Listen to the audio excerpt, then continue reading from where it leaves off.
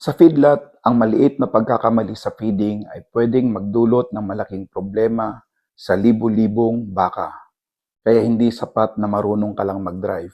Dapat ay proficient, consistent, at may disiplina sa bawat galaw. Magandang araw po.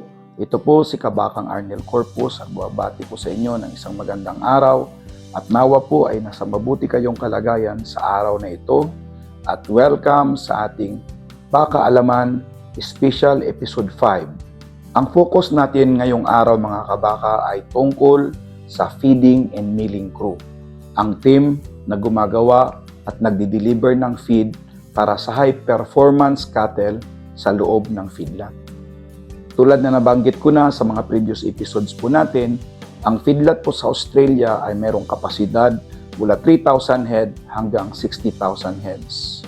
Kaya ang feeding at milling ay hindi ordinaryong trabaho. Ito ay technical, mechanical, at kailangan ng mataas na level ng disiplina. Sisimulan natin sa milling operations. Dito ginagawa ang total mix ration. Kasama dito ang grain processing, silage at hay loading, at ang tamang paghahalo ng iba pang ingredients. Sa milling ng grains, kailangan tama ang particle size at consistent ang moisture, at tama ang mixing sequence at inclusion rate. Kapag sobrang pino ng grains, may risk ng acidosis. At kapag buo ang grains at hindi nagiling ng maayos, ay bumababa ang energy availability. Kapag mali ang moisture, nagiging inconsistent ang ration. At kapag mali ang mixing sequence, nag-iiba ang nutrient availability. Kaya ang milling crew ay dapat marunong mag-operate ng loader, marunong magbasa ng batching screens at scales. At minsan, kailangan din marunong sa boiler operations. At higit sa lahat, dapat marunong mag-record ng bawat batch.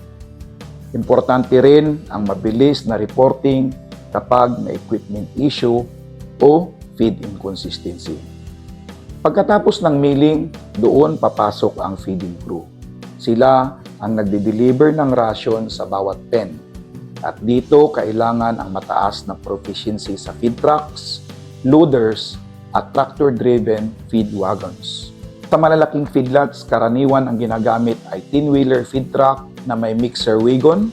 Hindi ito ordinaryong truck. Mayroon itong delivery controls, paddles, hydraulics at weighing system.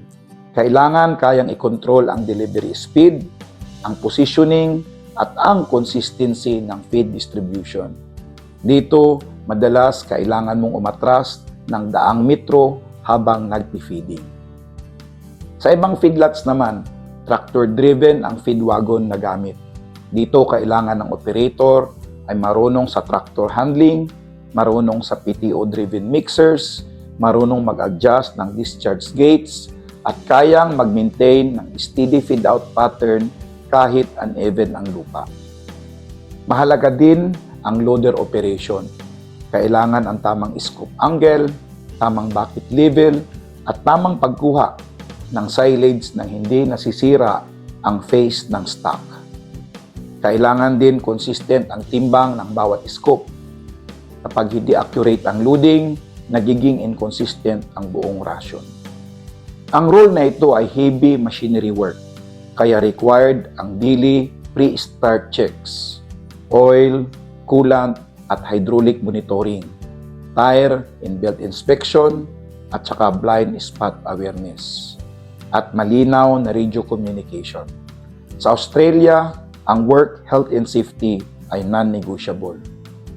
Pagdating sa qualifications, hinahanap ng feedlot ang experience sa feed trucks, loaders, tractors, mechanical awareness, kakayahang sundin ang strict routines, good English communications, at manual driving skills. Kung ikaw ay agricultural engineer o agriculture-related graduate, malaking advantage ito.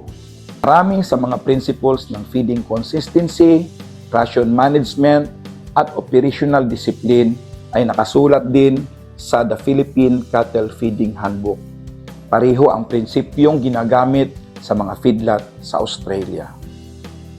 Sa susunod na episode ay babalik na tayo sa regular na Baka Alaman series, maliban na lang kung mayroon kayong request na gusto nyong i-cover sa ating special episodes. Ang ating pong regular na Baka Alaman series ay hango po sa cattle feeding handbook na ating sinulat, at ito po ay babalikan natin para ipagpatuloy natin ang ating pag-aaral.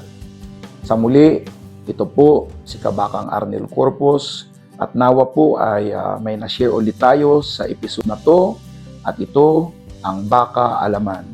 Kaalamang mula sa karanasan, mula sa aking karanasan para sa inyong kabuhayan. Marami pong salamat. Agricultural resilience, cultivating hope.